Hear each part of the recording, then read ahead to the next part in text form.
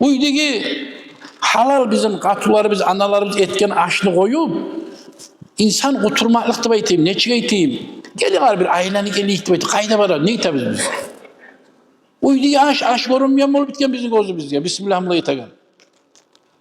Kiminle bir yerge varıp aydamsa da kıyametçi akçanda verip Tövbe kimdir onu etegayınla bilmiyoruz. Arı taza yerdir, tazadır da. Maşallah kardeş. Ondan sonra arı kattı iman.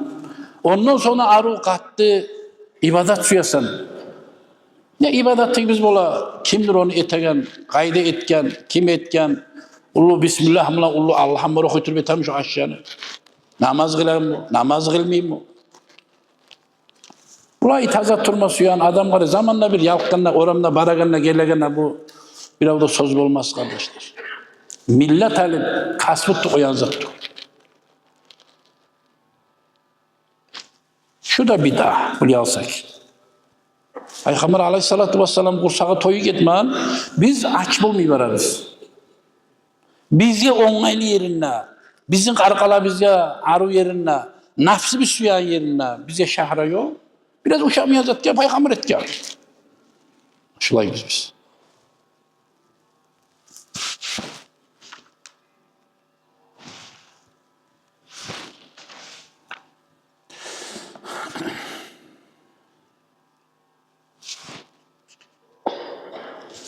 Resulullah sallallahu aleyhi ve sellem yine paydalı adam dedi.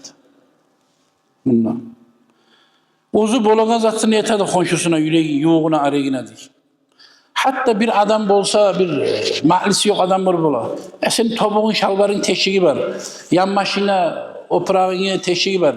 Berel mesela tikip onları vereyim deyip, yama o salıp tikip de verir ozunu Müslüman kardeşlerine değil.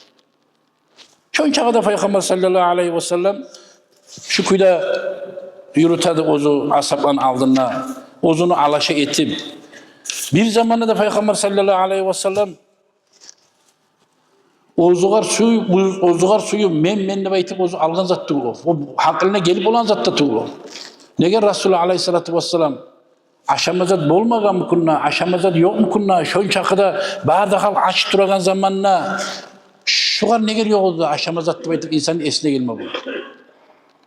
Neger şu nafsını ayıkayın etip şu nafsımı ben ayrı kur saklasam şu yaman zatke bağıp, tiysiz zatke bağıp beni abataldırıp koymasın, tiysiz zatını soylatı koymasın da baytıp bize ulgu yol görsede kardeşler.